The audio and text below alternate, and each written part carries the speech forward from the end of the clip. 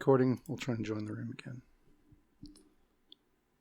These are my favorite guitar pedals in the world, and the power input keeps breaking on them. Maybe I'll bring it over to you. Absolutely. So it must be while I was gone, you guys' connections were working just fine. Mine was screwed up. Just fine, man. Okay. We're having tons of trouble with our Comcast down here. I don't know if it's our modem or what, but it's just a piece of shit. I'm just connected to the hotspot on my phone now. So anywho, we've got Dave and Phil with us tonight, and obviously Pam is here. And, hi, Pam. Hi. How are you? Good, you? Sober right now. Oh, what? For the time being. I know, right? Gotta get my goodie box. How are you feeling about the state of the world? Oh, as much as it could be better, I feel like it could be worse too. I'm trying to keep a positive mind about it, but same. It's not. I'm still working, thankfully, for who knows how long, but I've seen no signs of anybody planning on stopping the work that we do. So good. Well, the world has not stopped spinning, so we're gonna just continue as it intends to spin on, I guess. Well, I mean, to be honest, we're only 8 hours and 20 minutes right, into the a little doom and gloom there. Yeah. So let's go through it this way. So, Dave, I'm gonna guess that I know who you voted for by the shirt that you're wearing right now. Well, no, I'm actually neither. I voted for Whiskey Myers. Okay. All I could see was only political T-shirt I own. So all I could see was the Republican on the very top there for a minute, and then so you work in the oil and gas industry, and yes, and then so you lean pretty right, and then Phil, why don't you tell us what you do? And you said you leaned a little more to the left. Just for work, I actually work at a local restaurant. I've been there for about 5 years. Also started my own business recently, so I've kind of got an iron in the fire on this too. Like I'm a new small business, a fledgling small business, so politics is huge for me right now. But I did vote for Biden. Mm-hmm. So yeah, I mean I'm prior military, small business owner, but he just seemed like the better pick in my mind. So do you guys know each other? You guys met before? Yes. Okay. Yes. Okay. I thought maybe, but wasn't sure.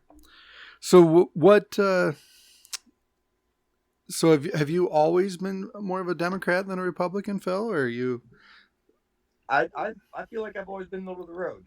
Registered the times that I have registered for the national elections, I've always registered independent. Mm-hmm. I wanted the freedom to say, look, I'm registered independent. I'm not one way or the other. I'm not a Democrat. I'm not going to tell you how social reform and welfare and big government is good, but I'm also not going to tell you that the ultra right wing stuff is good. I mean, all the pro life and stuff like that. There's stuff that their political agenda doesn't really fit my views either. So I wanted to be that middle of the road all the time. Mm-hmm. This year, straight up registered Democrat, voted Democrat. Mm-hmm.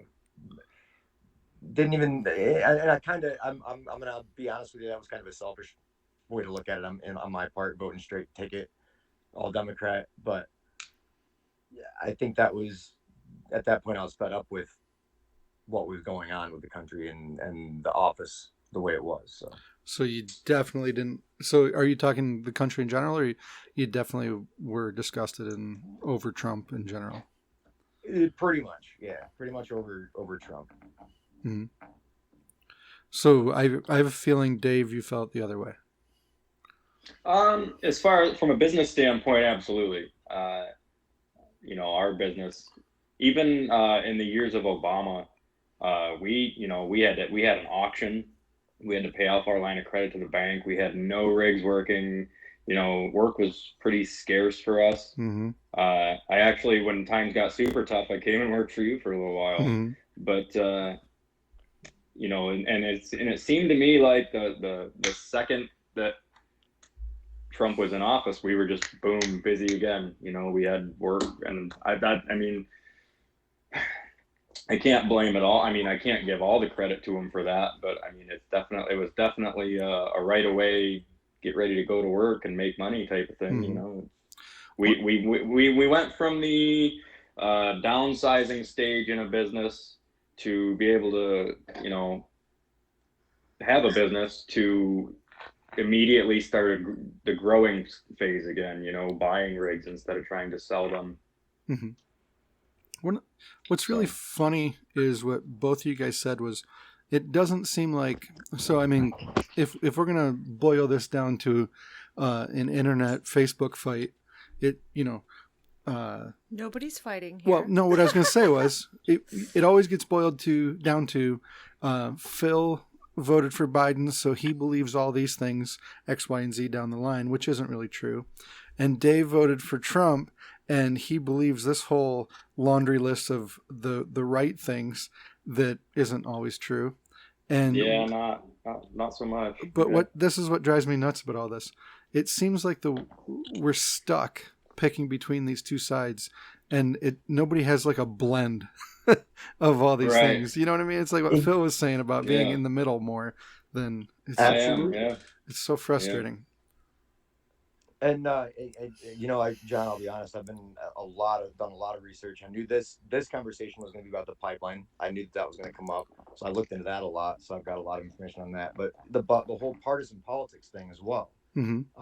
Right from the get go, Washington bowing out after 2 terms and saying, "I'm done. I don't want to be president anymore, and I don't think anybody should be president for longer than this. It's time to rotate the guard. It's time to get new, fresh blood in the office and let somebody else run the country for a Mm-hmm. while." We've got career politicians that have been incumbents in their office for 30 years. We talk about Biden being a 48-year politician. He shouldn't have ever been a 48-year politician. Right. I didn't vote for him because he was a 48-year politician. I voted for him because he wasn't the other guy. Right. So Yeah. there's a lot of things broken in our system, and we just keep plugging away with the status quo and voting our Republicans and voting our Democrats and not picking the guy that we want that has the right ideas. You know, it sucks that we're stuck where we're at. And we were warned about this by our founding fathers. There should be term limits. We were warned that there shouldn't be partisan politics. The Whigs and Tories was the downfall. I mean, we ended up with Republicans, Democrats. We can't get a Green Party or Tea Party to get any traction because we have those 2 parties in place. Well, the other thing is what I find really frustrating about this election is there's 2 things that I keep looking back at, and I'm just like, I just don't understand. So Joe Biden is a candidate that would have been put forth by the Green Party, the Tea Party, or anything else. That caliber of candidate that, besides being in government for a million years, we'll just forget about that. But somebody who is so uninspiring that you're voting for him for any other reason other than his character or his thoughts or how he impresses you when he speaks or interacts with reporters.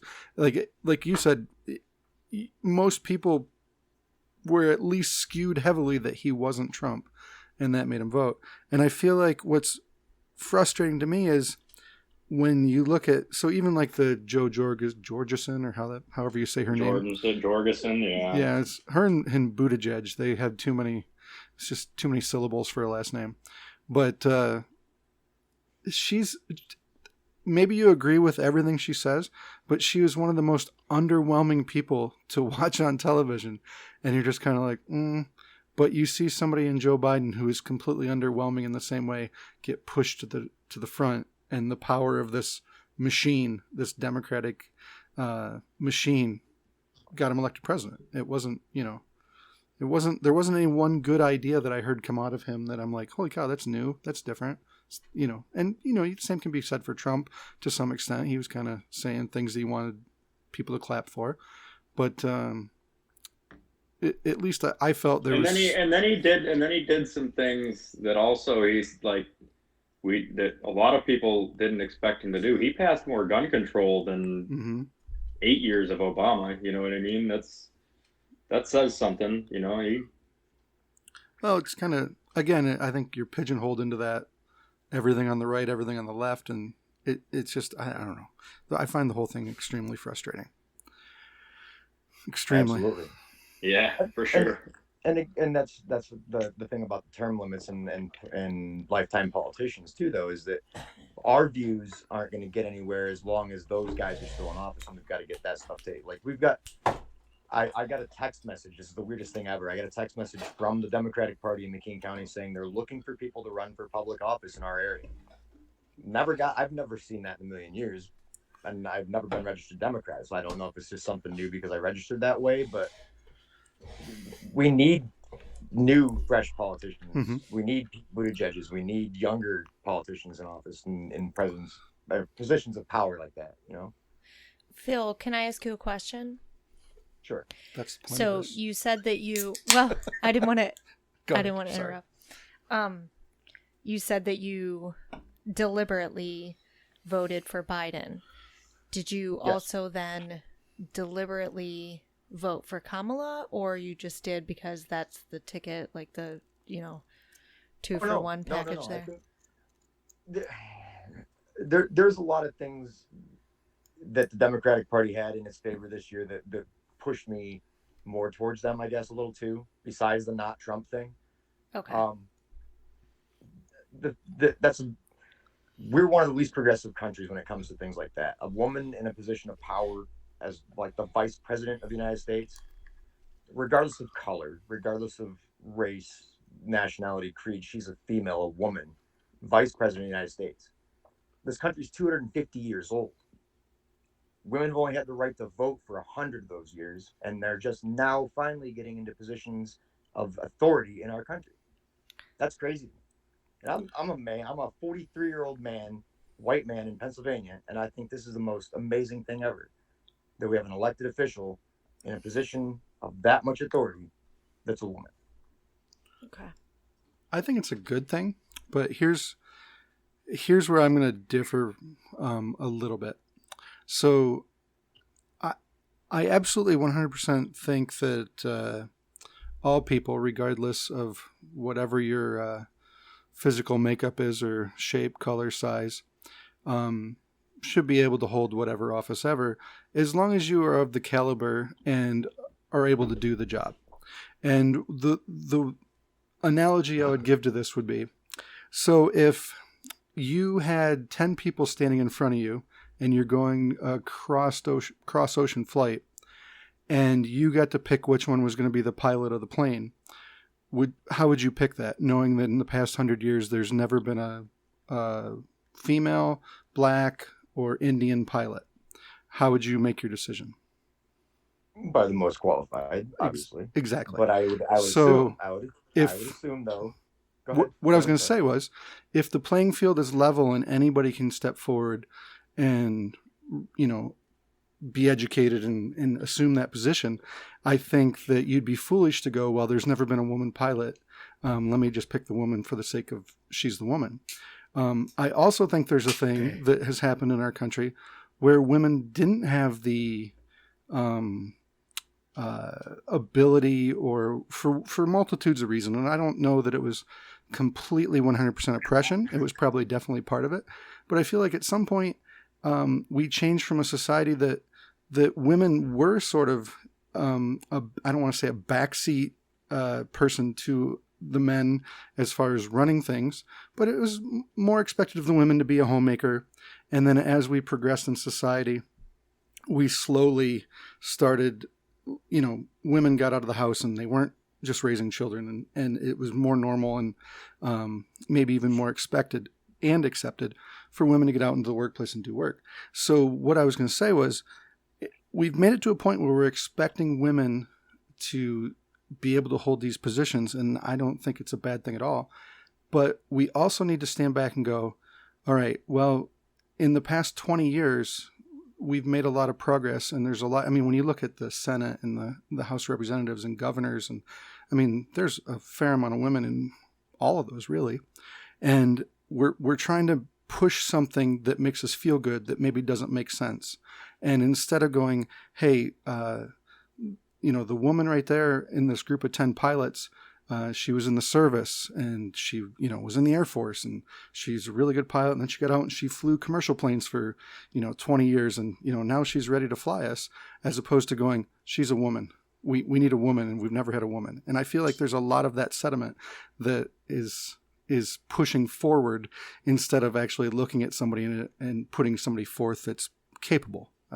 If that makes sense. Well, and I do believe that the playing field was equal, and I believe that in appointing or deciding, electing her as the running mate for Joe Biden, I don't think that was 100% made on the fact that she was a woman. I mean, I believe that the Democratic Party and her voters believe that she's qualified to do the job as well. Mm-hmm. I'm just saying that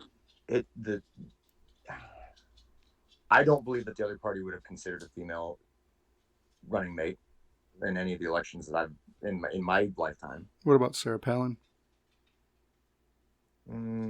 She was the running mate to. I think she was chosen just because she was a woman.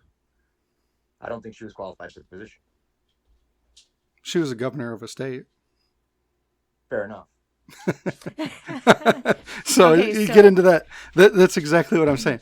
You get into this slippery thing where you immediately try and disqualify somebody because you don't like their politics, but then I can turn around and say, well, she was a governor of a state. You don't like women. You know what I mean? And I'm not saying that you said that. I'm just saying that's where we start turning into this slippery thing where if you criticize Kamala right now, you get this social backlash of you don't want a woman president.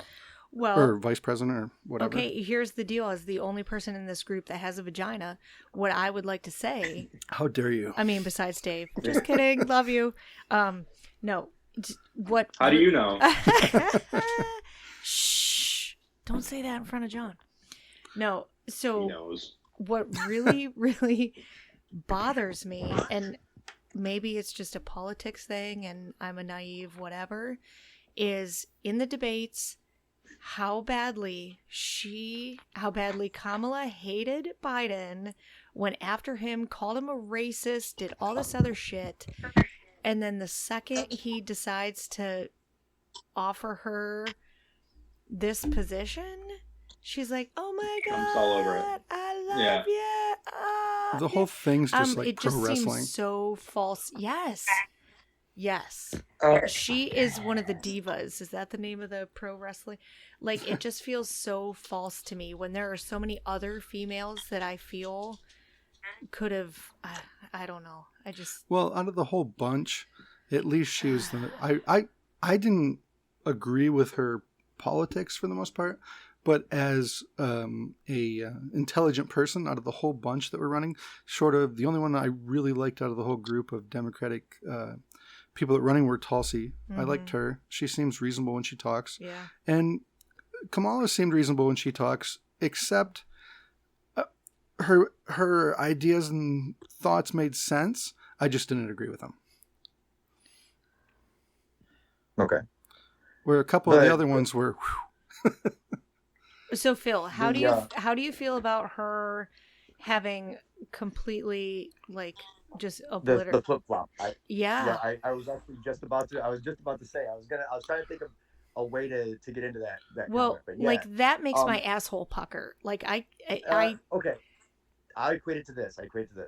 You're in competition for a job at your whatever position you work in. You and someone else that you work with have been there the exact same amount of time. You're vying for the same management position. There's also an assistant manager position open right below that person. Now you're going to fight tooth and nail for that person, with that person, right up to the point that one of you is appointed to the manager. Now that person's manager, and you're picked to be the co-manager, and you have to work beside that person all day, every day, and toe the line and put aside your differences and do what that person. They're your superior now.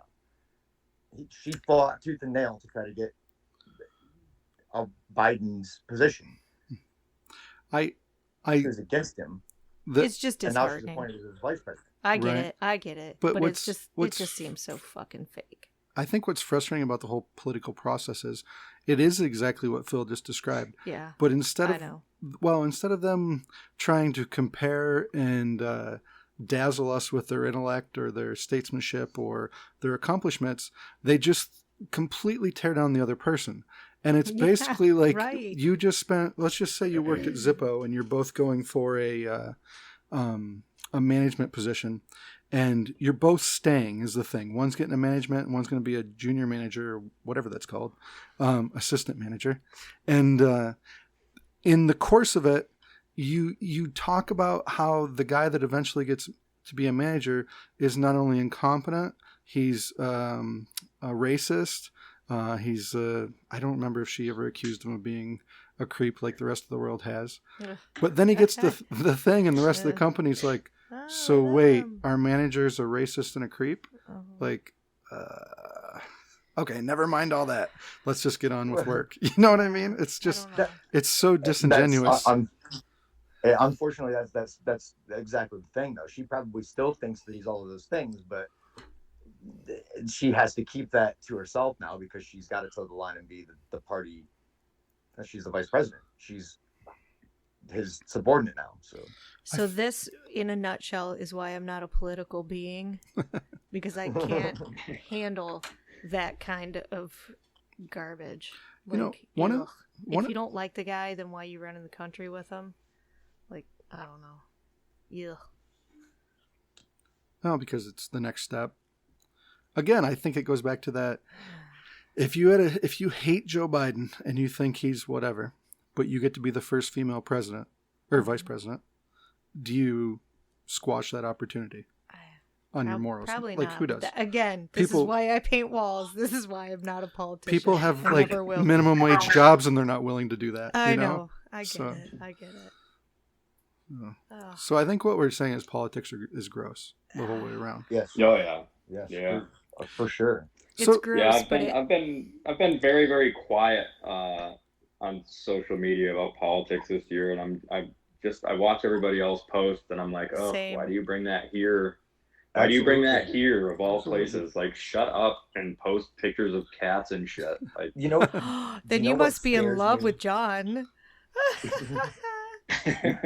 You know what scares me the most is I looked at my Facebook friends list today. I have 993 friends on Facebook. I have spoken to in person or through text message to all 993 of these people. And 100% of my news feed is how we are no longer a democracy and how terrible our country is and how much of a whatever Biden is or how much of a whatever Trump is, how divided my Facebook feed is all day, every day. There are no pictures of cats. There's no memes. There's no loving families. It's all political or it's fucking football. Hey, wait. And the two things I don't get how divided we are. Like, wait, Phil, we've met and spoke now, so let's be friends, and you can see the pictures of my dogs that I put up because I don't post political. Yeah, and these are friends that I thought I would carry on a conversation like this with, and now I'm afraid to. I don't want to bring up who I voted for president because I'm afraid for what it'll make them think of me, you know? Well, I feel like a lot of the conversation is probably kind of going to change now, because it is what it is. We've changed hands. Everybody's just kind of sitting back and waiting to see, whatever. Like, there's really not going to be a whole lot to criticize within the next month or so, I hope. So maybe people will just get back to, oh, new year, new me. Look at me working out for the first time in 12 months. Well, what's really crazy about that is I hope that all the rest of the Democrats and Republicans out there can just sit back and be like, it's over. He's president now. We'll see what happens. Yeah. But I don't think that's going to be the way it is. There's really? too many Republicans on the other side of the fence, I think, that are still want to raid the Capitol. They still wanted to be there. You see all these people posting. There were 30,000 National Guard troops in Washington, D.C. today to stop riots. You know how many people posted about that because they thought about going. There were tens of thousands of people that wanted to go and march on the White House today during the inauguration, but they couldn't because there was National Guard there, So do you have you seen all the different videos from the the riot or whatever you want to call it on the 6th? Does that riot and them breaking into the Capitol building pass the sniff test to you guys? That it was a riot that got out of control? I don't know. I saw some of it. I don't. I mean, yeah, I saw. What do you mean by sniff test? I guess There's something to me that feels, um, fishy about it. yeah, like, Staged. well, yeah, Yeah. exactly. It was staged, and then there's all the videos of the people actually going in the place, and the police are kind of like hanging out around them. They're not really trying to stop them. Taking selfies. Yeah, and you're just Right. like, well, this doesn't seem right. And then talk about the worst coup in the whole wide world. They announced that there's a 6 p.m. curfew. Everybody has to go home, and they're all like, "All right, well, we'll leave," and everybody left. Well, hey, I And it was read like, that. you're like, this is the worst riot ever, you lazy assholes. Like, Mhm. it just, the whole thing just seemed like, and maybe it was, maybe it was staged in the way to let everybody kind of be okay with there being a heavy troop presence to keep whatever they thought might have happened today if they didn't do that happen. But it just, the whole thing, and that it just feeds into the whole thing where you're just like, none of this seems to make any sense in the whole wide world. That riot, and this is going to really, this might stir up a little bit with you guys, but that riot, in my opinion, summed up the entire 4-year Trump presidency as the U.S. is viewed by the rest of the world. I would say that, because I believe that a lot of countries were laughing at us for a long time. They're looking at us like, this is insane. You thought that we had problems. We watched headlines through growing up in school. John, you remember headlines like invasions in Egypt where they bombed embassies, or Syria or Iran where they overran the Capitol buildings and tried to forcibly remove the man that was in office and things like that. We did that here, and we failed miserably at it. Like they invaded the Capitol building trying to count votes or what was it, certify the fact that Joe Biden was president, and we failed at that coup, like you said. But And that's, the rest of the world's looking at us and laughing and going, they even screwed that up, well, I guess what I'm saying is, what seems off to me on the whole thing was, we've watched an entire year of like Portland and Minneapolis when they burnt the entire city down. They're attacking the courthouse. They burnt police stations. I mean, burn them down. Not went in and stole a podium and a couple laptops. And then, I mean, obviously a police officer got killed there. I don't even know what to call him. Rioter, protester, person, got shot there as Intruder. well. But Intruder. we yeah. watched an entire year of that when they literally, and we're not talking some guy's opinion, burnt entire fucking cities down. And everybody's like, Yeah. And then these people show up and go into the Capitol building. What looks like the cops are kind of letting them go in. And then they left. Right. They didn't burn anything down. They broke a few windows. Obviously, you maybe don't know the whole story. And then you say that was the worst thing that's ever happened. Like, a fucking city burnt to the fucking ground 6 months ago, and the people going into the Capitol building is worse. And I'm sitting here and I'm like, I don't know if I can square that. It doesn't make sense. You see, the way I look at it is, like, I think that if they at least took the fight to the right place, the source. If they were, if the cities are being burned down because of Trump or whatever, like you're burning other people's property down. You're ruining other people's businesses. You're ruining people's livelihoods that they worked That hard have for. nothing Like, to do with it. We're all, yeah, we are all business owners here. We weren't involved in anything like that politically, and if our stuff got burnt down, we'd be like, well, what good would that? Right.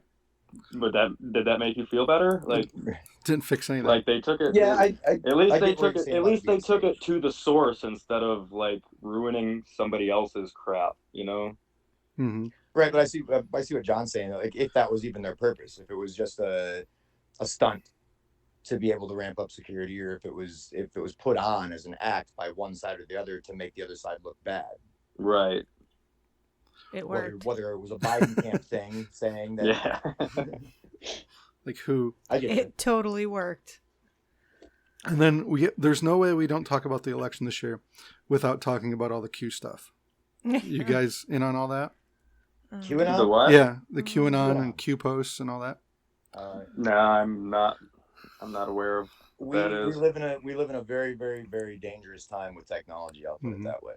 Oh, yeah, that's If you give anybody a platform, and that's what these social media sites do, is give everyone the same platform. Anybody can log on, post what they want, say what they want, espouse it as fact, and if someone believes it, they take it and run with it. It's scary. So one of the yeah. one of the things that I find frustrating about a lot of this, and so I got into the Q stuff actually a few years ago because I always thought the anonymous stuff was kind of cool, and never really thought that anything would come out of it. But I always thought it was kind of a neat thing to just follow and watch. And then the anonymous stuff. yeah, Yeah, and, no, me too. That was but then entertaining at least. Yeah, this Q stuff starts popping up, and it's so vague that it's like anybody. I hate to say this, but it was like so much like Bible verses where they would put forth like a Bible verse that's relatively vague and specific at the same time, and every person that read it's like, oh, They took their own meaning. that's about me. Mm-hmm. And Q's somehow those posts feel like they were crafted in a way that everybody that read them like, oh yeah. And then if you did a little bit of checking and you're like, well, holy shit, this is probably right.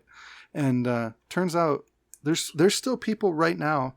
I'm still seeing posting like, guys, and they keep kicking back the plan. That's my favorite thing. So it started back when the lockdowns happened. There was going to be all this crazy stuff. The deep state's going to be arrested. And then they pushed it back to the 4th of July. And then they pushed it back to, I don't remember what the next date was. Then it was going to be Election Day. Then it was going to be December 16th when they meet to all the states certify the vote. Then it was going to be January 6th. Then it was going to be today that everybody's going to be arrested at the inauguration.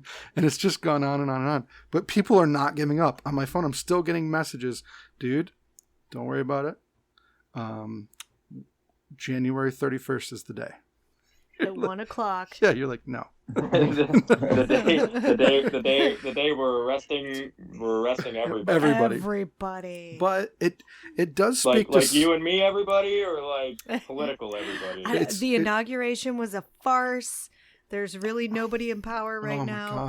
I can only imagine what they're. It's just, but what's Hey, John. Right? Yeah. Hey, John. By the way, the world's going to end at midnight on December 31st, 1999. And it's also 2012. Right? 2012. And it's Yes. also going to end in 2021 because it was backwards. They were dyslexic Mayans. Right. Oh, damn it. And I love all those. They're like, the world's going to end tonight. And then they're like, oh no, we found another page of the Mayan calendar. Yeah. We're going to be able to go over Whoops. it's all that stuff. Yeah, But it's meme theory. That's exactly what meme theory started. That's where the name meme for the comics started from, is because it's meme theory. You can start a rumor, and as long as that rumor has traction and a little bit of fact, it runs, man. It just goes. So here, So what can we start now? Right now. Born out of John Says Things. No. What can we start right now? well, what I find frustrating about a lot of this stuff is that nobody ever disputes it in a way that makes sense. So I'll give you a perfect one that I see floating around all the time. And I usually try really hard, and who has time to do it 100% of the time? But when I see something that doesn't seem like it makes sense, I go and actually try and find the thing. And then when I find the thing and you're like, holy shit, this doesn't make any sense, then you start to wonder. But one of the ones that I've seen trotted out quite a bit in the past few months and over the past year is, have you seen all the memes and little blurbs and articles about how Biden used the N-word in a Senate hearing in 1985 like 6 times? Something about his kids in a racial jungle? Or? Yeah. All that. Yeah, was that the one? Yeah. He was quoting verbatim under oath a statement that was given by a police chief. There's the first 30 seconds of that clip were deleted. Exactly. So when you go and actually search it out, it's that he's reading. He's actually interviewing somebody in a hearing, and he's reading their verbatim words, not his words, somebody else's. So he's like, so it'd just be like, Dave Morris, on December 25th, 2020, did you say that no good ends should never be allowed in the, blah, blah, blah. And then if they only took the quote as me saying what I was quoting that you said, then it's Right. attributed to Biden. Yeah, But they chopped it all up and made it sound like him, right? but I haven't seen that one time ever, like anywhere where somebody explained that. You literally have to go find it yourself. And even when it got like the fake news things attached, they would just say out of context and not really explain it. Where this is what frustrates me about a lot of the stuff, that nobody ever really explains it to people, so you can go, like, if you just got that explained to you like that, you're like, ah, okay, well, that makes sense. Yeah. So he didn't say that. He said it, but he didn't mean it, or you know what I mean? Right. That's the way all that stuff is. It's frustrating. Just like, What year just was like that? grab him by the It was- pussy. It was like 1985, I think. Just like that one. 85. The grab 'em by the pussy thing is kind of a weird thing. Yeah, it is. So Phil, Definitely. you definitely are not on the Trump side at all. So how did you take that grab 'em by the pussy thing? I'm not sure the quote. I actually didn't see that one. Okay, so it was. Oh, really? Wow, that was a big one for a long time. That They're was still a big one. they're How'd you still miss saying that? it. I That's- thought it was hilarious. It spawned all those pussy hats that those women were wearing. Yeah. So Yeah. crazy. But That was right after so- he got elected. so a why this is like back in the 90s or somewhere in there. Yeah. Trump is on the Entertainment Tonight bus with fucking Billy Bush of all people. And this ruined Billy Bush's life. So they're talking about chicks, and Trump says something like, and Trump thought it was just the two of them like having guy talk or whatever. And Trump says Right. something like, when you're a really famous and rich man, women just will do whatever you want. He says you can practically walk right up and grab him by the pussy if you He wanted says to. all you got to do is grab him by the pussy or something stupid like that. Right. And Yeah. people lost their fucking minds. This As came they out right should. before the election. As they should. Yeah. But I don't think Right. it. But you know what? Clinton's getting blowies under his desk and all that kind of stuff. Every dude that's in power has that mindset. I'm not. All right, I take that back. Not every, but a I- very large portion. I don't think what he said is wrong. What? What I'm saying is, I don't know. I'm going to say. All right, guys, we're gonna have to call you back. No, I'm just kidding. No. I don't mean morally wrong. I mean factual. 20 bucks on cam. Right? I'm saying factually wrong. Yeah. How many girls? Let's just say there's 10 girls in the front row of a Lenny. You like Lenny Kravitz? And a Lenny Kravitz concert. How many of those 10 do you think would be okay with Lenny Kravitz just walking off stage, grabbing by the crotch? All right. Well, I know a lot of whores, so that doesn't. I can't. I'm I just can't saying. answer that question. What I'm saying is, what he was saying was, Um. not every girl in the front row is going to Well, be okay, right. but I bet you a That- majority well, of them and that's what I'm saying. are going to be okay with it. Like Not saying it's right or I wrong. would be okay I'm with it. going to really mess up this conversation in Okay. about 2 seconds here. Okay. Because if there were 10 men sitting in the front row of that same Lenny Kravitz concert and he walked off the stage and grabbed one of those 10 guys by the balls, you'd be okay with that. I'd laugh about it. Me.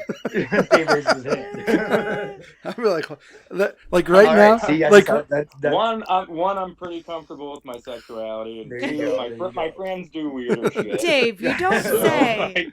like right now, you'd have a cool story. Like, dude, one time Lenny Kravitz did grab me in the Lenny balls. Kravitz grabbed me by the balls. Yeah. I'd post about it on Facebook. I'd never Probably. stop talking about it. Yeah. I put all I this. would then have to touch your balls, Dave. Just saying. What? Ooh. This Yeah. got weird. You can't wash them until I can touch them. After. Oh, you if touch Lenny them. Kravitz touched Yes. him. Okay. Oh. Wait. God, John. We need those little footnotes in there. Oh, all I was gonna say, well, this just got weird. Sorry. I feel like this goes into the same category as hot female teacher banging a student. Every time I see one of those stories, I'm like, that's wrong, but Morally incorrect. The first thing I think is the kid should have kept his damn mouth shut. See, and that is You know? exactly what I'm saying But- about Trump saying but that. even if it's the, Kid should have kept his mouth shut. If he had a good thing going and he ruined it on his own. It's not. It's not right. We're, It's we're not going right. to hell, you know. That, right? We're all Well, I am, yeah, no, I'm. It's not right. but the best looking it's- male teacher can never touch a female student. That can't happen. Right. That is It weird. seems gross. I don't know why. So we get to this. You just did the Okay, role Trump. reversal and it was Trump. weird. Yeah. Trump, you know. What was that, Phil? You cut out for a second. How do we get to this avenue from the ocean is kind of strange. But, Oh, the grab 'em then by the pussy oh, thing. yeah. The grab part, yeah. Yeah. It's Well, just kind of so- a strange. So okay, so say you're running for office. Is there, if one day John Anderson is running for president of the United States, I and quit. They put your life under a microscope. They Damn put your quit. life under a microscope. Is there anything in your life that you would regret having on national news? I feel like being married to him, my life is already under a microscope. Here's I feel like everybody has that. right. I Yeah, feel like exactly. if you want to go dig up dirt on somebody, you can find some. Exactly, and they happen to be Everybody- under a microscope. They happen to be under a microscope because they're in the highest position of power in our country. And I feel like you asked if I would regret. I maybe be embarrassed, but I don't know that I would. There's anything that I've done that I would regret. I'm sure I've said some pretty stupid shit. I To mean, your wife. if you just go back through these podcasts, I'm pretty sure I said some keep me from being president stuff. Yes. But as far and I feel like that's one of the problems with these politicians is you get these squeaky clean people who are not a representative of real people. Who's like- squeaky Exactly. clean? Like Yeah. Wait. But that means you're saying that Bill Clinton was awesome, right? You said he got blowies under the desk. He Right. smoked marijuana. He played the saxophone. Like Bill Clinton was an everyman. I liked him a little better than most. Like when you Yeah. get into like the Bushes, Ah. ugh, like those are the most boring humans in the world. And I feel my like father has a framed picture of George W. Bush that he keeps on his entertainment center above his TV stand, and it's just been there. And he calls him Uncle George. My dad loves George W. Well, I don't know Obama what- I smoked mean, pot too, didn't he? Obama did everything, man. Yeah. Well, he smoked But cigarettes. it's just like Oh my Obama. God. Obama's a perfect example. So Obama smoked cigarettes all through his presidency. It appears. I don't know about that. He said he smoked weed. There's multiple accounts of he enjoyed a little cocaine now and again, Oh, and all that stuff. But he skated over that. well, somehow. he sort of owned it though. He didn't. Well, exactly. I can appreciate that more than somebody trying to cover shit up. Mhm. You know, And that's what drives me nuts. Like, yeah, I did that. did not It's have probably not sexual the. relations with that woman. It's probably not the Exactly. best thing in the world to have done, but I did it. No. So tell me Obama wasn't his own best PR when he posted on the big screen at a dinner the Lion King opening as his recording of his birth. Like, Yes. he took it and ran with it. They made fun of him and said he was born outside the country. He's a Muslim and he's this and he's that, and he ran with it. He took the funny side of it and said, "Look, you make fun of me all you want. I'm still the guy in charge." Right.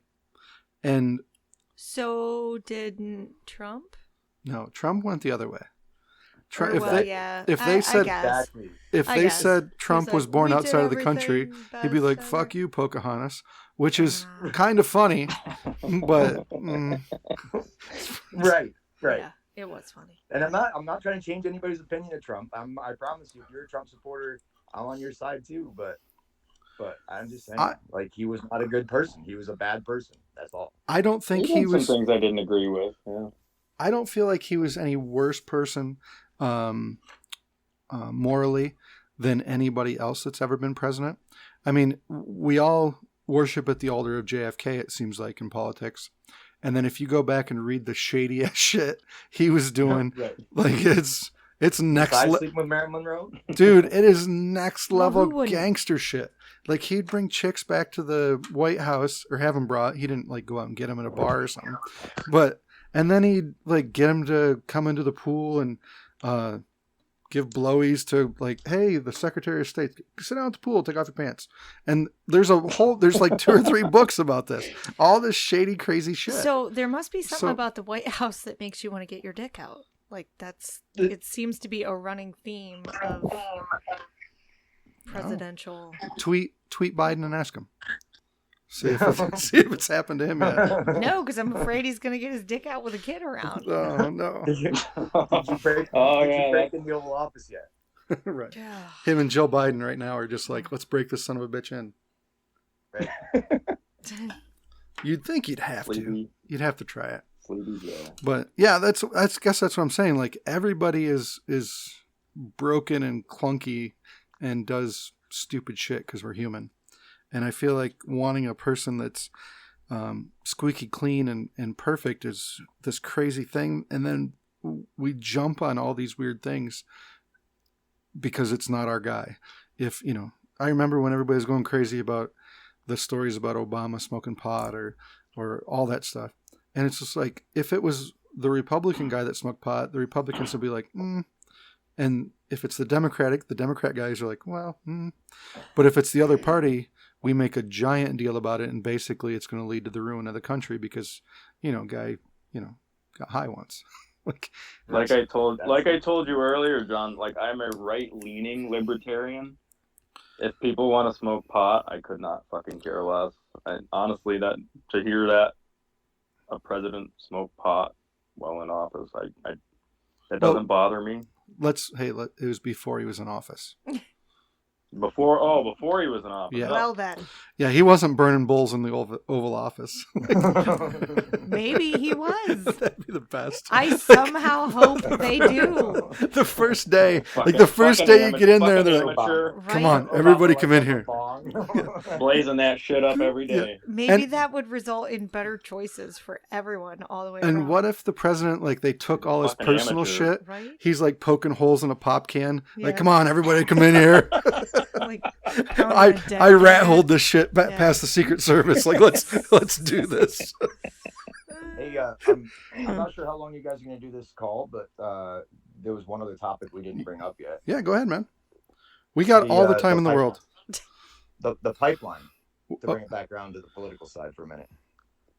Because Dave works for the pipeline, and I was asked this question tonight about... I'm more of a drilling contractor. People want wells drilled, they call me, I bring in a rig, I drill their well and frack it. I don't do a lot of pipelining really, but you supply the pipeline, yeah. Oil and gas, yes. All right. Because today, everybody knew that out of the 17 executive orders he wrote, one was to rescind the permit for the Keystone XL, right? Mm-hmm. So somebody asked me today how that affects us here. I mean, it's a gas pipeline. The issue this issue stems back to Marcellus Shale, correct? I believe that this is. Isn't the XL coming? The gas. Isn't the XL pipeline coming down from Canada though? Yeah, the XL is the one that that's a lot of people, and I don't want this to sound like I'm ranting about misinformation or miseducation. People around here, they heard that Keystone XL pipeline was canceled, and they heard Keystone and thought Pennsylvania, obviously, a lot of them. Keystone XL pipeline runs through North Dakota, South Dakota, Iowa, that direction down through Oklahoma, sorry, not Iowa, Texas, down to the Gulf Coast. It's a 36-inch diameter, 800,000 gallon per day pipeline for tar sand crude, like the most corrosive, heaviest crude oil in the world, to be piped from a reserve in Canada, from a Canadian company, to an American refinery in Texas. So nothing to do with Keystone, Pennsylvania, nothing to do with us here. Right. The jobs, mind you, is 16,000, 17,000 contracting jobs in the Midwest for oil pipeline contractors. But in the end, it's for a Canadian company to pipe gas or pipe corrosive crude oil to be refined supposedly refined for gas in the United States. Refined or exported. Actually, right now, because of the oil exports that were signed in by Trump, we're exporting a lot of that oil overseas too. So, none of that has anything to do with Pennsylvania. Right. The first thing I want anybody to know that asked about the Keystone XL. The reason it was stopped was for environmental issues, from what I understand, from what I've read, that tar sand based crude is the most corrosive and heaviest crude oil you can transport. It's expensive. It's dangerous because it causes leaks, and they wanted to shut it down because they've already got a working pipeline that's running. Phase 1, 2, and 3 of that exact project are already in place and running from those fields to Texas, and they halted phase 4 because of the environmental risks. That was the only reason it stopped. So just due to being a corrosive. For the environmental problems, because it leaks three times as much. It's like 300% more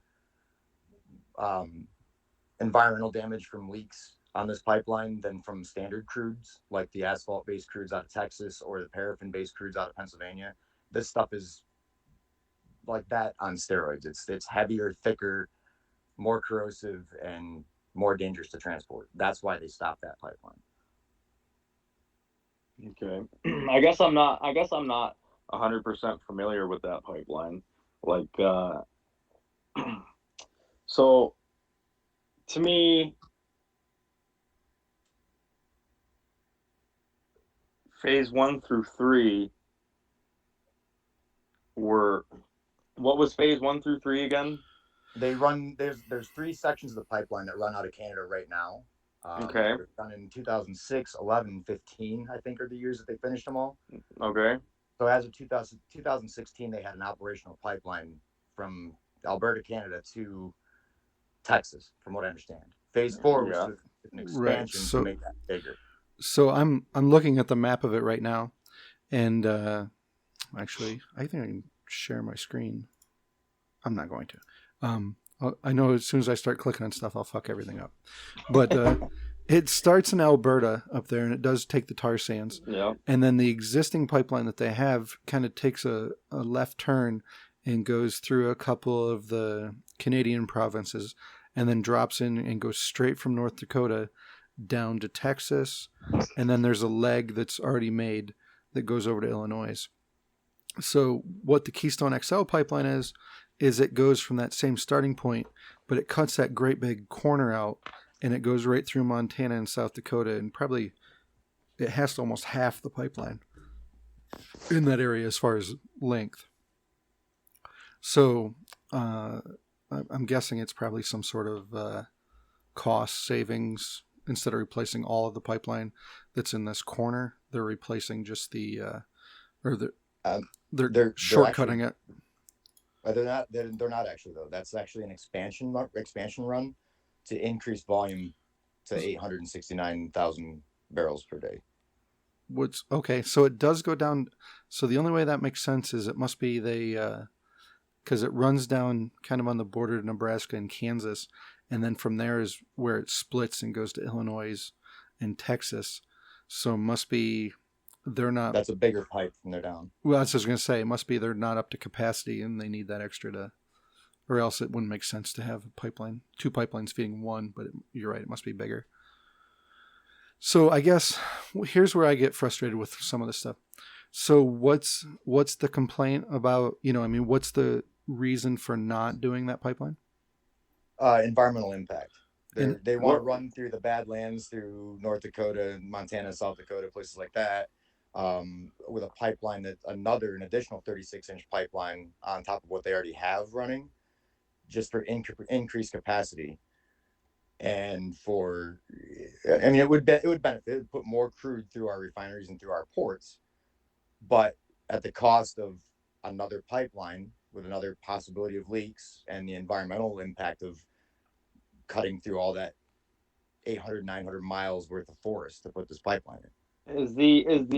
But the way I see it is the environmental impact as far as being a corrosive oil and having that kind of leak nature. Is the existing pipeline having that kind of impact on the environment right now? Is it leaking? Is it messing shit up? Like, yes, it is. All right. Well, okay. Maybe there's a way to learn from a mistake there, and maybe where are you finding where are you finding that at, Phil? That it's causing the existing pipelines leaking? Because I'm reading through some stuff here, and I'm not finding it, but I'm not saying it's not. I'm not looking. In the right place. There's the original article that started me down that was there's a natural resource. It was called NRDC, National Resource. Yep, I just read through that article. Okay. And then from there, I went over to Wiki and looked up the XL pipeline to see exactly what it was. The very bottom of that NRDC article talks about the corrosive properties of the tar sand oil. I didn't research that as much, but I can research that one. That's the one I didn't look into. But I'm under the impression that the tar sand oil being heavier and more prone to leaks and more corrosive, that's why the environmental impact was an issue. I'm seeing something here that their original coating they had in the pipe was defective, is one of the big things that they had, and they're basically replacing it with something better. Is one of the only things I saw there. But one of the things that frustrates me about some of these is, all right, so this is quote unquote bad, and we need to stop it. What's the alternative if you don't do this? Trucking it in rail car, probably. They said rail's too expensive. The alternatives that were proposed were an all Canadian pipeline that went north to the Bay ports or due east to St. John's in New Brunswick. Because it is a Canadian company, it would be their burden to run the pipeline. It would be their pipeline, and they could boat it down to the Gulf Coast if they needed to for transport. They wouldn't have to cut through the middle of the United States. That was the original. When Obama refused the permit originally, there were two additional proposed pipelines, and one was a rail alternative to transport the oil out of the tar sands. And then when Trump came into office, he allowed the permit again, and they went forward with construction again in 2000. So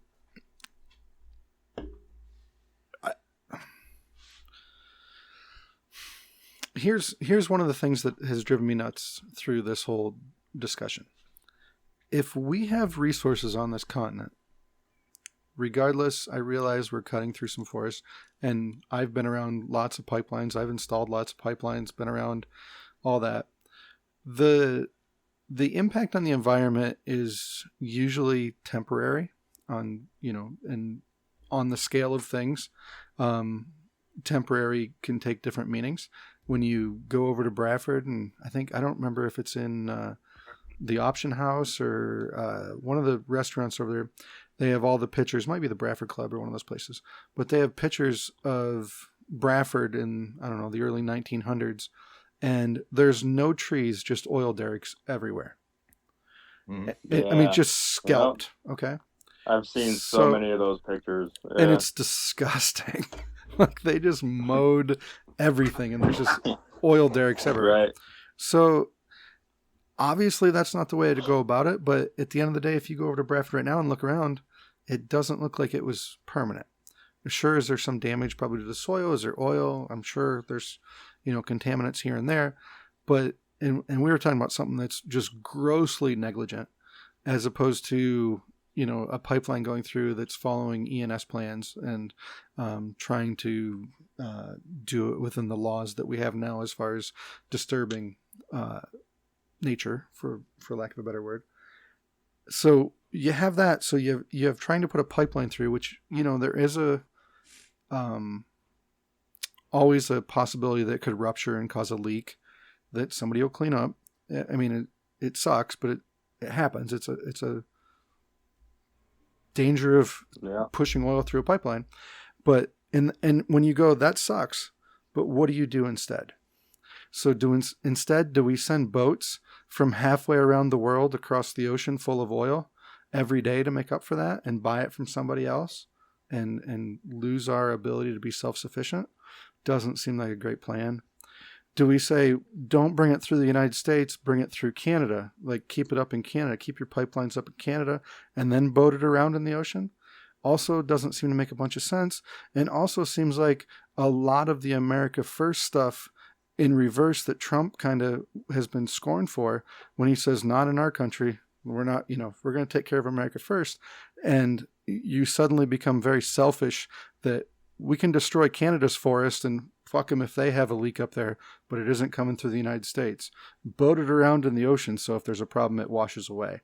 Like it seems like somehow it's sort of those things are conflicting to me. It's almost like somebody trying to protect the environment and be very selfish at the same time.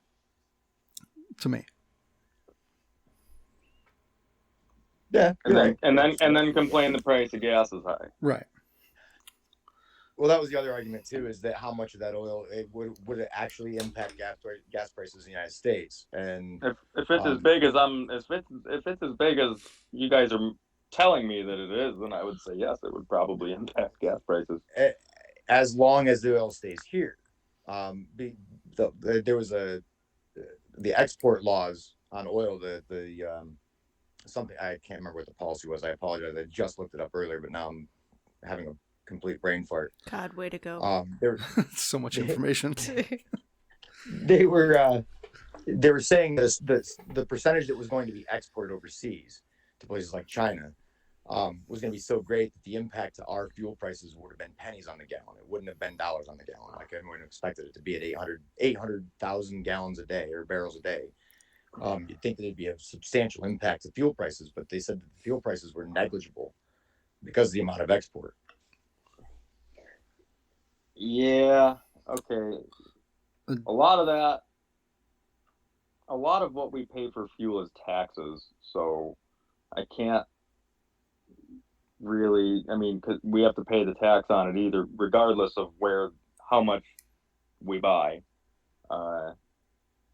Pennsylvania has one of the highest gas taxes in the United States. As far as exporting goes, I feel like America first. You know what I mean? I feel like I think we should be oil independent and say, if Canada wants to sell their oil to China, why shouldn't they? Why I don't understand why we would bring it all the way to Texas just to go to China. Well, that's where the refining. The refining capacity in Texas is higher, and then it's easier to ship out of there to go. Well, I don't know where it goes. They'd have to go down through South America to get over to China, but yeah. But here's the other thing that drives me nuts about these talks. So what we're talking about is a pipeline. It's a 36-inch pipeline. We're pushing fluid through a pipe over the course of however many miles. And we're talking about how impossible it is to do this safely. And, it's such a bad thing. But yet, we'll put millions and billions of dollars into solar and windmills and all that stuff. Doesn't it seem easier to figure out how to build a better pipe? And Pakistan gender studies. Well, right. That's what I'm saying. Like, wouldn't it seem to make more sense? Just saying. To build a better pipe? Like, we all understand pipes and that technology. It's pretty low tech. It seems like if we threw $1 billion at building a leak-proof pipe, we'd probably fucking figure it out, as opposed to harnessing the sun rays. But ultimately, it comes back around to what you're saying about solar and wind power. You're still making us dependent on oil as our prime source of energy. We're trying to find a way to transport a fossil fuel that we're going to run out of eventually. Doesn't seem like it. Well, we're not in our lifetimes, but eventually the planet will run dry of oil. There wouldn't be any left. It's not something we're going to see in 100 generations. But that's the point, is that we want to be not as dependent on fossil fuel, because it is burning fossil fuel. You're a diesel mechanic, right? You make smoke. You know about hydrocarbons. You know about opacity meters on the back of your exhaust, the smog emissions, right? Okay, so the more carbon we burn, the more fossil fuels we burn, the more we pollute the environment.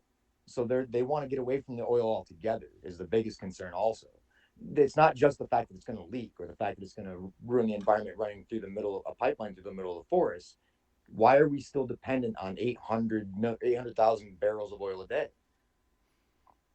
I feel like why do we need that? you're never going to get away from that in one step. It's going to take decades to finally. I mean, even if they came out with sweet electric cars tomorrow that work perfectly, because the ones that we have right now are getting better, but they're fairly imperfect. And if you came out with the perfect solar car that ran off the sun tomorrow, you are at least 2 decades away from phasing out all fossil fuels if you had the perfect solution today. Absolutely. I So agree what I'm 100%. saying is you're making yourself dependent on another country or region to provide you with the fossil fuels that you have no choice but to use for at least a couple decades, if not longer. So But did instead you of see? instead of Go making, ahead. I was going to say, instead of making it so we can be self-reliant and work on solar technologies or whatever the next thing is, we are putting ourselves in a bad position and relying on another country that is usually hostile, and we're shipping it halfway across the world, which has its own challenges, and raising the cost instead of why. I mean, let's just put it this way. Would you be for them putting the Keystone Pipeline through if it benefited the United States gas price? We kept gas at $4 a gallon, but it would really only cost us $1.50, and we put $3.50 or $2.50 towards some sort of renewable energy like electric.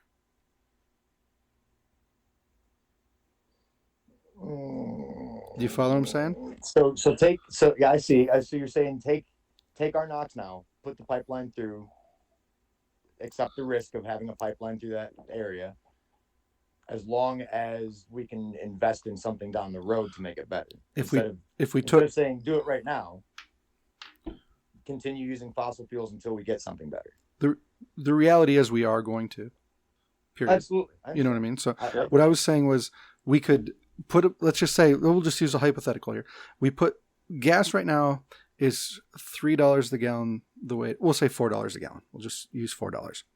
If we truck it from or ship it from Saudi Arabia or wherever, it's going to stay at $4 a gallon. If we bring the pipeline down, it's going to go down to $1.50 because we're using stuff here and we don't have to ship it halfway across the world and blah, blah, blah, blah, blah. So let's lower the price of gas to, we'll just say $3. It's cheaper for America, and we put half of the revenue towards some sort of renewable resource. Every part of that fucks me in a business standpoint. You know what I mean? Well, it's still oil coming Yeah. from here. If you brought all the oil from here and used it, From and the oil produced from like You know what McKean though? County. That proposal right there is something that needs to be sitting on some congressman's desk somewhere, who can get it to some White House aide's desk somewhere, who can get it to a guy that has a ability to do that. well, I mean, that's a valid proposal. What you're saying, John, is I understand exactly what you're saying. He stopped it completely. Said, "Don't do it. We're not going to build this pipeline. We've revoked your permit. We don't want you building this pipeline." Instead, what he needs is to be presented with an alternative. Say, "Yeah, go ahead, let him build this pipeline. We understand it's a bad thing. We get it. We'll follow all the EPA guidelines. We'll make sure that everything is taken care of. We'll do our best to make sure this pipeline is clean as possible." On the backside of that, though, the government needs to invest in this.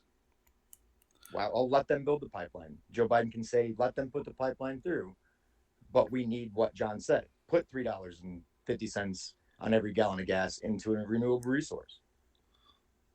That's Yes. the kind of policy, that's the kind of idea that needs to be, people need to be telling other people about these ideas.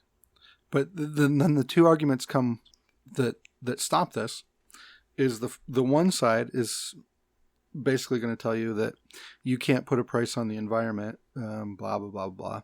You can I get that. phase that, build that out however you want. Either you're hurting the environment when you're putting it through, or you're hurting the environment in some future event when the pipeline cracks, or you're burning fossil fuels and ruining the environment. And then you have the other side who's going to say, well, if you put the pipeline through, this will happen organically and we don't have to legislate it because the companies in the United States will make more money, we'll have more taxes raised, and this will happen all by itself. So instead of putting in a whole bunch of legislation and creating bureaucracy, we can just put the pipeline through and this will happen organically. And it never seems like either of those two things really ever happen. And they just endlessly fight those 2 points back and forth. The other thing too, though, John, is what you were describing about the $2.50 tax going towards renewable resources sounds an awful lot like a socialist idea. True. It's true. So, I mean, that seems weird coming from a Republican. I'm not a Republican. You're not a Republican. I'm registered Republican, but if there was anything else to change to, I would. I don't. Fair enough. I don't. Fair enough. I'm a registered Republican, but I mean, I don't agree with all their views. See, the I'm problem is mostly in the middle. It's good to hear that there's other people out there with the same opinion as me, though. Like that, I'm a Democrat, but only because it's the only option that fits closest enough, I guess. All right, well, we're not going to go that far. I mean, for God's sake. No, I'm just kidding. Well, there's only Oreos and vanilla wafers. Like, there's no other choices for cookies. Like, there's some shitty Girl Scout stuff that comes around once a year. Shitty? The Tea Party and the Samoas? They're the best cookies ever. I mean, come on. And if you like chocolate chip, you're an outcast. Yeah, you're screwed. But the problem is, unless you like oatmeal raisin, then I really don't trust you. Oh, come on. yeah, anything with raisins in. Anything with If you hand me a cookie that looks like chocolate chip, and I find out it's oatmeal raisin after I take a bite of it, like, you're done to me. That's like, the worst way to find out. Dave, you could use a little nutrition in your life, could you not? Well, the real problem with what you just said about it being a socialist problem is, once they take the money, the government does a really bad job of giving it out to achieve a goal. Oh my God! Yes, it is painful. The bullshit that they spend money on that we should not be spending money on. Yeah, that's a really good one. I actually looked into when I was looking at term limits earlier when we were talking about that. I looked at government salaries because that's been a hot topic for a long time. But they've actually done really well with that. I'm going to be honest with you. I looked into that, and since 2010, they've refused their 1.5% pay increases, and they've had the exact same $269,000 or $267,000 a year salary since 2010. Who gets that? Congressman. Okay. Probably. It's a lot of work. I mean, Pam just says they never work. That's a lot. Hold on. I will defend that. Hold 1 second. I got to take that a little bit further. The reason for that is because I was looking into economics a little bit before the call. Average or median income of a college-educated individual in the United States, bachelor's degree or higher, age 24 to 35, $65,000 a year. So I was doing a comparison to what senators and congressmen make to what the average bachelor degree holding middle-class American makes. Mm-hmm. So the comparison is $65,000 a year to $269,000 a year. So here's the way I feel about all this stuff, especially when, I realize big company CEO pays have kind of gotten out of control, but it feels like unless you're willing to pay something like $279,000 a year, it's really going to be hard to pull somebody from a $65,000 job or $100,000 or $150,000 job to go work for $50,000, putting up with all the government bullshit. So I feel like you need to have a pay that's up there enough that entices people that are like, all right, I'll leave whatever I'm doing in the private sector to go do this job in the government sector. But where it gets really fucked up for me is that you have to spend $3 million to get elected or more to get a $279,000 a year job. Like, if you don't have all this Democratic money behind you, like what they spend on the president race and all these other races, it's insanity. They're spending tens of millions of dollars in whatever that is, advertising or their people, whatever, their campaign people, to get this job that pays $279,000. Then all of a sudden it turns into a power thing instead of somebody trying to do a good job for the government. Well, that's what you were saying. Well, that only came up. The salaries only came up because you said they did such a terrible job of spending the money. And a lot of times, people, one of the first things they say is, well, they keep paying themselves. I mean, yeah, okay, they're paying themselves, but they're not paying themselves. They're not making millions to be in office.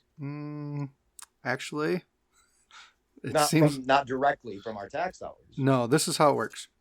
So so let's say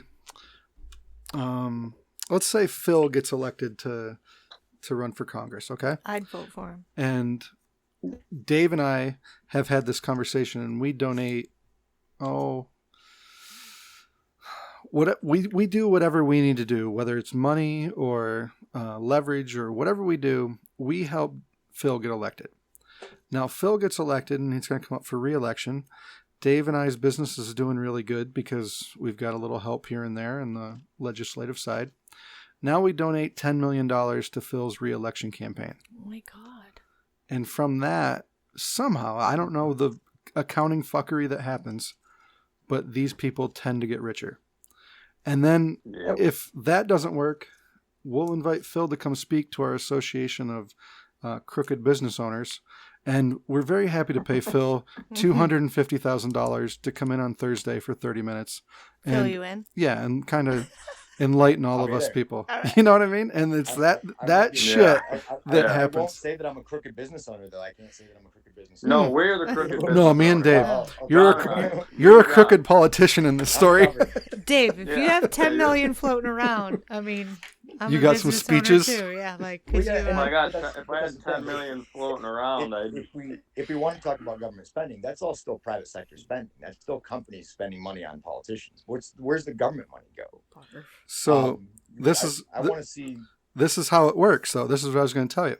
So you get elected on this, let's build the Keystone XL pipeline, and we'll allot a certain amount of money to go towards renewable energy, windmills and solar power. It just so happens that Dave has a windmill factory and I have a solar power factory. And then you send us $20 million a piece to research this. And we might be doing completely legit work, but at the end of the year, we're also going to kick back $5 million a piece to your re-election campaign. And then the wheels on the bus go round and round. That sounds really familiar to holding presidential conferences in Trump casinos. That did seem like a real sketchy fucking thing. Didn't he refuse directly? salary That's and not some even shit like a that, roundabout. though? That's not even a roundabout way, though. That's literally on the nose. I'm the president of the United States. I'm going to have a meeting with these officials from overseas, and we're going to do that at the Taj Mahal in Atlantic City, because that's then bankrupt. They'll be paying 100% of their money to me. That's very, very on the nose. Profiting from his position. You're not wrong. I don't know. You're not wrong. So how's the weather? That drives me. That drives me nuts. Yeah. You know, I look at it in a slightly different way. So they were going to do that anyways. So they were going to have some facility somewhere that they were going to spend money on. So unless I could actually compare, and this is where it gets tricky and all this stuff, Trump basically claimed through this whole thing that he was giving his facilities at cost. Whether he was or not, I don't know. Again, I don't have the time to crunch all the numbers. So unless, on the face, it seems egregious. But if you were to look up some other place that they would host the same conference and see what it would cost there or what it's cost in the past and compare them, which I've never actually seen, I'd like to see that before I completely say that it was the wrong thing. It would be kind of like when, any volunteer club that I might belong to, occasionally I'll let them use my shop or someplace else, but have your meeting here for free. And maybe it seems self-serving in some way that, that they may pay me for the water that I provided or something like that. But if they had it at the Holiday Inn, it would be $2,000. Is kind of my point there. So without, on the face of it, it seems terrible, and I don't disagree. It looks terrible, but without diving into the numbers, I'm not willing to completely hang them out to dry on that one. I can agree with that. I can absolutely agree. If it was given on at cost, I could understand. And that's zero profit made. That's kind of what I heard, but I remember hearing through the thing. But again, it's all fuckery. I'm sure, bottled water cost $22 a piece, and they said it was cost or something. Like there's always fuckery to all these things. Right. I get must be that Fiji water or whatever the fuck they. Really good stuff. I think it's brine water. That expensive water. Brine water. That can get expensive. Why aren't you bottling that? It's not so good. Oh. It's not very tasty. It's salty. Women will find a way to use it for like a spa experience. Mm-mm. It's salty. It'll exfoliate. I don't know if you've ever had it on your skin. Something. Not so great. No. Really. Dang. It's the opposite of what you want for good skin. Dang. If you shave your face the day before a frac job, it just feels like somebody poured salt in an open wound. Really, Mm-hmm. yeah. No. It's awful. Well, boys, we've gone Literally what it is. We've gone about an hour and 20 minutes here. I feel like we've had some good conversations. But if you guys, perfect world. Today was a perfect world. How would have, and I'm not talking about anybody that ran, didn't run, elected, not elected. If the perfect world happened today and somebody that you thought would really change the direction of this country, what do you think that would look like? And I'll go first. As far as what isn't perfect, oh yeah, go first. So basically, what I was going to say is somebody that got that's elected. Kind of heavy, John. Somebody that got elected that you were like, holy shit! Like finally, somebody of ability or talent is elected. So I would look at somebody. I feel like you have to have a military. Like my dream team for getting elected would be somebody along the lines of an Elon Musk character and maybe a Tulsi Gabbard on the same ticket. Like a military type person that understands, been in war zones, has been in all that stuff, seen it all, understands the military, has an understanding of it. As opposed to, Trump, he ran casinos and now he's in charge of the military. It's kind of a giant disconnect. Reality show. But also somebody that you look up to, like an Elon Musk. I look at that guy and he does have his faults and, there's a lot of things to pick apart there. But there is a guy that seems like he's trying to figure out better ways to do things instead of just pushing it down the road and we're just going to do this. I don't know. I would love to see somebody inspiring in there instead of just the same old wishy-wash dude in a suit that's going to do the same shit and do that weird president talk and drive me crazy for 4 months or 4 years rather. Somebody like that. I actually had this discussion with a friend right after the election, shortly after the November elections, and decided to watch an old movie. And it was funny. We talked about, you ever seen the movie Man of the Year with Robin Williams? Yes.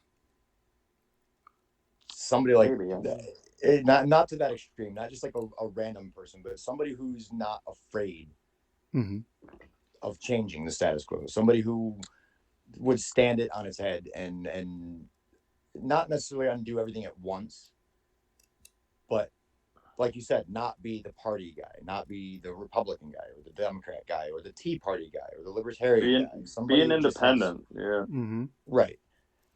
And he wouldn't have to be necessarily as the most inspirational person in the world, but just surround himself with the people that know how to do the job. Well, I think I'm tired of not being inspired by our leaders at all. Like I've gone from they just sort of, and maybe it was just an age thing where you start out where they're just sort of in the background and you're like, the politicians do politician stuff, to the more I'm getting older and maybe paying attention to more, I'm looking at them and going, what the fuck? What is wrong with these people? Like, why are they doing this on both sides? Yeah. So somebody that, I don't know, like you said, that was not beholden to a party, But I would really like to. It would just be great if once a week they got up and said something really inspirational that I'm like, God damn, this is a good place to live, and then just made me happy. Right. That's all. How about you, Dave? I can live. I could live with that too, and not to poke fingers at anybody, but that's why I didn't feel that way about Trump, is because nothing that he said made me proud to be an American. See, I'll Okay. Go ahead, Dave. Go ahead. So to answer your original question, my first turnoff every election is just the nonsense bullshit mudslinging. Mm-hmm. Just doing everything you can to beat your opponent down. I don't agree with that just from a moral standpoint. I'm more of a worry about yourself. If you worried half as much about yourself as you worried about what your your competition was doing, you'd be a lot further ahead. Mm-hmm. So like, just, I don't know, an independent, everyday kind of guy would be somebody, like you said, inspirational. Somebody who wasn't already a corrupt politician. Like, Right. Like you said, bit of a businessman, bit of a military background, has an understanding of that, and also technology, Mm-hmm. and has a vision for making existing things better with technology, if possible. It's I feel like we're all kind of on the same page there. Mm-hmm. Yeah, but we're all adding different things to the same person and making the perfect person, because you realize you added technology to the mix. I added the as along the same lines as the everyday man, the comedian, the guy's not afraid to turn it on and change things all at once, Right. And we built that on John's Elon Musk and someone inspirational. And if we had one guy that embodied all three of those things, that'd be. Is it maybe time to also somebody who's not so fucking serious all the time. I have to have somebody with a good sense of humor, you know what I mean? Somebody who can laugh. Fuck. Maybe it's time we have like 3 presidents. Maybe it's impossible to have the one. Like, we need like a little council of wise people to run the shit instead of one dude. Seems like the craziest thing. You're over all the monetary policy, all the health care, every which way, the military, global relations. Pick something. Anything that goes on, you're supposed to know everything about it. Seems like too much for one guy. Maybe we get, definitely. Maybe we get just like 3-4 wise dudes. I don't know. Non-party affiliated. Yeah. And they just say cool shit. Or maybe like one from every party. I don't know. That might be a time bomb there. But I heard an interesting thing a few weeks ago that the way the election should go, and I'm just saying I thought this was interesting. I don't know if it would actually work, is you have a presidential election and you have a Democrat and a Republican run. And whoever gets the most votes is president, and whoever gets the second most is vice president, regardless of the party. There's an idea. It'd probably be a complete clusterfuck, but... Yeah. It'd be a shit show, but... But that way, at least everybody's represented in one way or another, and it's not this 4 years of us and 4 years of them and 4 years of us and 4 years of them and vice versa.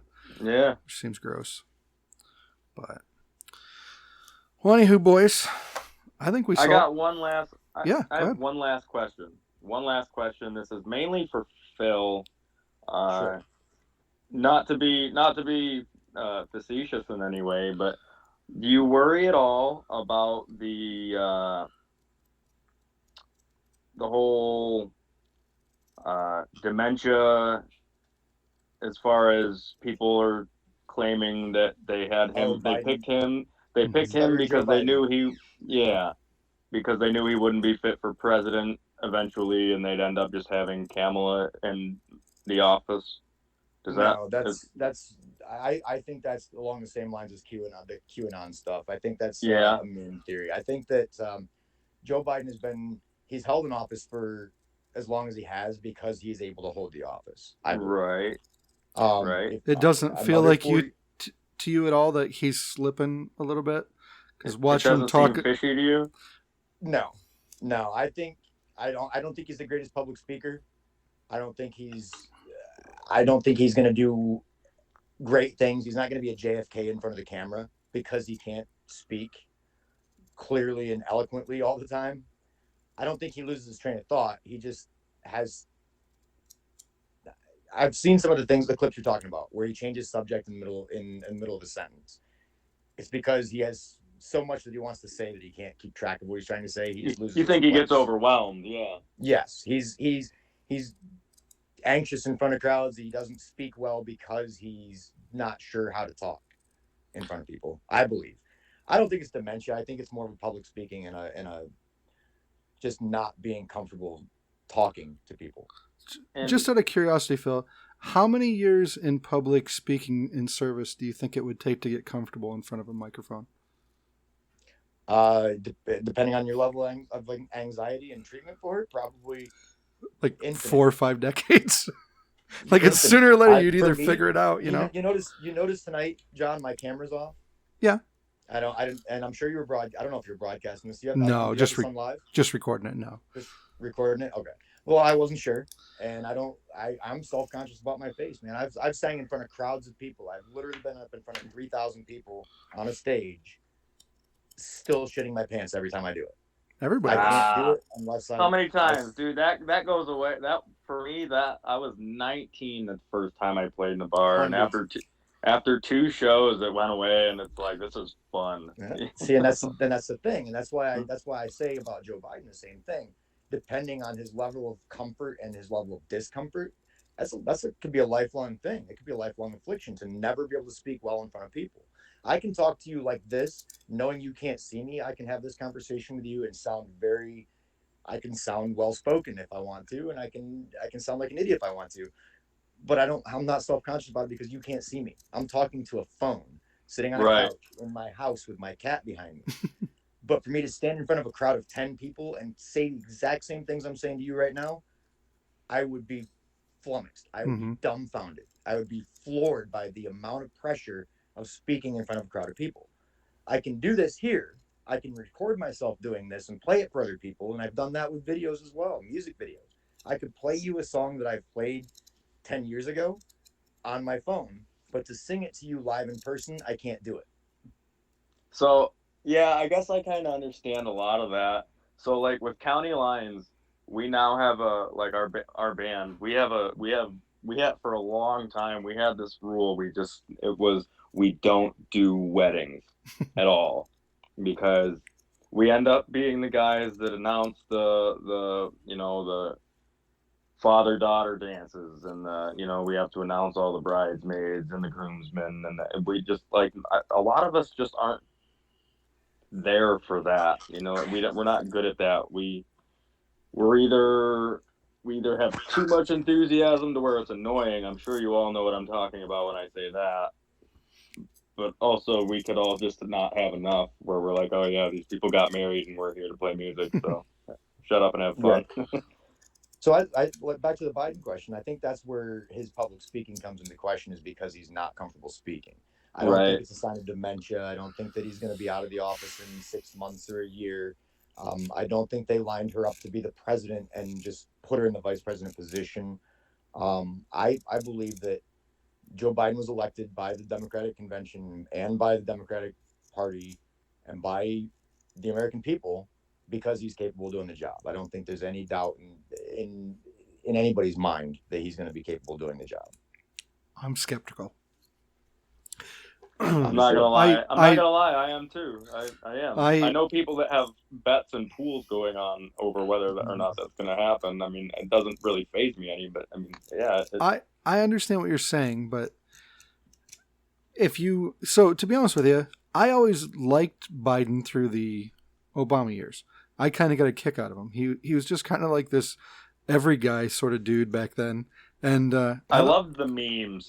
He's hilarious, but and he always had gaffes. Like you'd always say the wrong thing, but he was never without words. Like he would say goofy shit and say the wrong thing, Yeah. but he didn't run into these things where he's saying, we the people, the thing that we all say, that kind of stuff. It definitely seems like he's slipping a step. And can he, is that on the spot in a public speaking situation? And maybe it's just a momentary thing that, isn't, he can sit down and make a rational decision. He might very well be able to. But the best explanation for it that I heard was I'm pretty sure it was a Joe Rogan quote. He says, Joe Biden becoming president feels like we're going for a long walk in a dark forest with a flashlight whose batteries we think are dying. Like, well, can you imagine? Yeah. Wow. I've heard that. Shit. I've heard that. Wow. Can you imagine being president at 70 something though? I mean, come on. fuck. No. Why would you do No. that to So much yourself? pressure.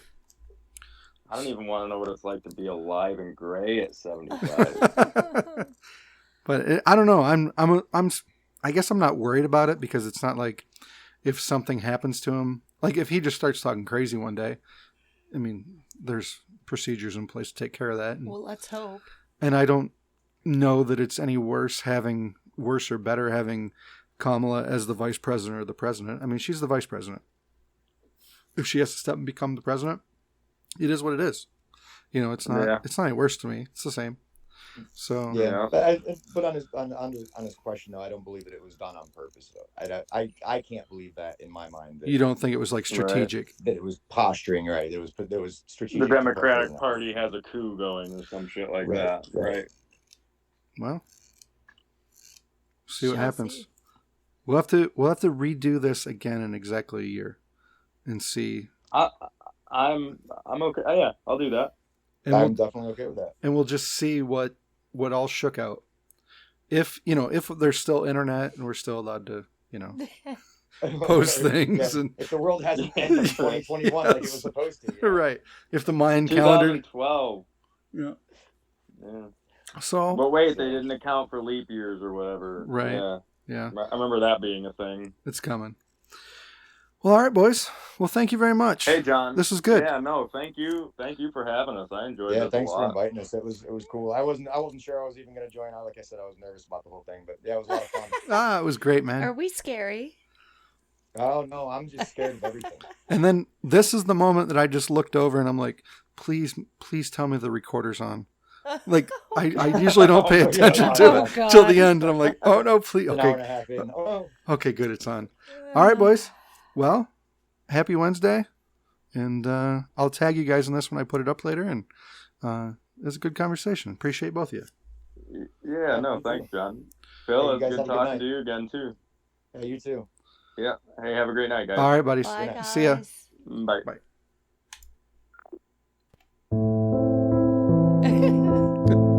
We always put the sad music at the end. Yeah.